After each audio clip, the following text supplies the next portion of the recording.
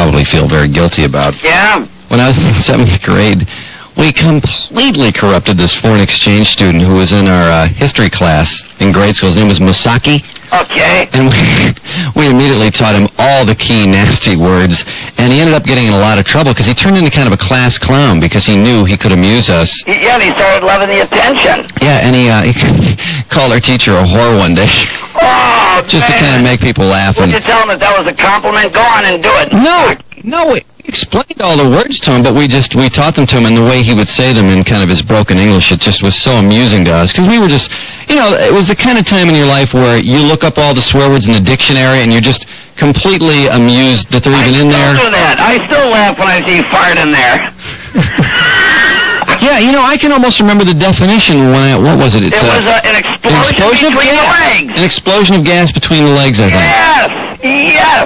And they had the F word and the S word, and they had that stuff in dictionaries. Yeah, in some. Some of them. Yeah. Well, that reminds me, too, of a Beavis and Butthead episode where they were corrupting some, I don't know, he might have been Chinese or something. And they took him to the mall, and they were teaching him how to gob over the railing under the people below.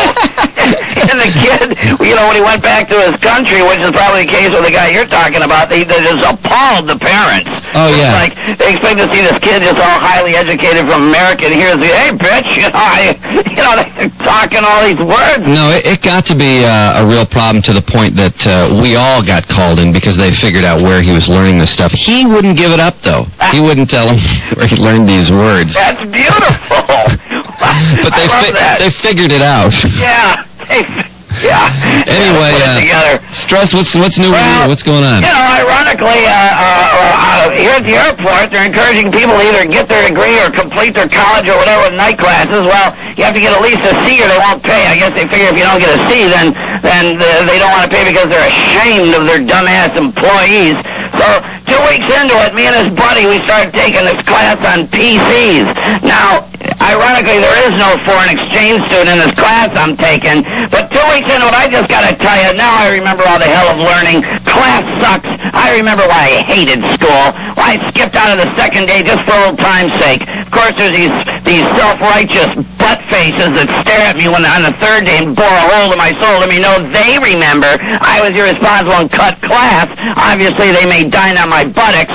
So anyway, I got to tell you, I started taking this class. I got this teacher that really needs a wife. This butt face is there. By God, when class starts, it's exactly at 7 p.m. Not early, not 7:01, not 6:00, at 7 p.m. And class ends at exactly 9:30. No plus or minus 20 seconds, 9:30. This butt face perfectionist must set his wristwatch by syncing it with an atomic clock. And he just barrels into the material. No slack, never kicks back, just attack that book and just push. This duper must create an optimistic lesson plan. By God, we're going to hit it. We're going to hit the agenda. What really gets me is that when the bell rings at the end of class, this guy's bummed out it's over. He's frustrated. It's like, oh, no, not the bell, no. I want to keep going. I want to take it till midnight. I don't want to stop. I love this. No, not the bell. The bell arriving at 9:30 p.m. leaves this Poindexter with blue balls. Oh, no. Well, I finally shouted. I stood on my feet and said, it's over, Professor Buttface. Face it. Pack up your crap and get out. Just get out, because we're leaving. You lost track of time. We watched every second crawl by. Time flew to us. It raced to you. The clock on my end was in a vat of molasses. I don't care about this material. All we ever wanted, everything we ever wanted in school was just the credits. I want the paper, not the knowledge. Get a life. We don't love you, jackass. We'll kiss your butt and get the 4.0 and get out. And then, I can't believe they have the nerve, these a-holes, to assign homework when we all have to get up early and go to work. Homework is a concept should have evaporated after 8th grade. No time for homework, no time for nothing. I tell you, this professor needs to take a class on how to get a life. I'll bet he's kinky. He's a pervert, probably. Not fooling me. Oh, if he's into the computers, you know he is. Yeah, he's looking for porn on the networks. And, of course, in class, we got the kid that's always raised his hand. The same smarty pants back in grade school was like, while waving their arm, right? Don't you hate it when you're, like, reaching up to scratch your head or something and the teacher would think you had your hand up? Yeah. And you know what else they do? They look for that clueless look on your face when they ask a question. Yeah, to nail you. Oh, yeah, and then they nail you. It goes like, oh, that guy has no idea. And then I have to sit there and go, what was the question? God, you know what? I just remembered. I got class tonight. Oh, balls. Stress. Mr. Stress.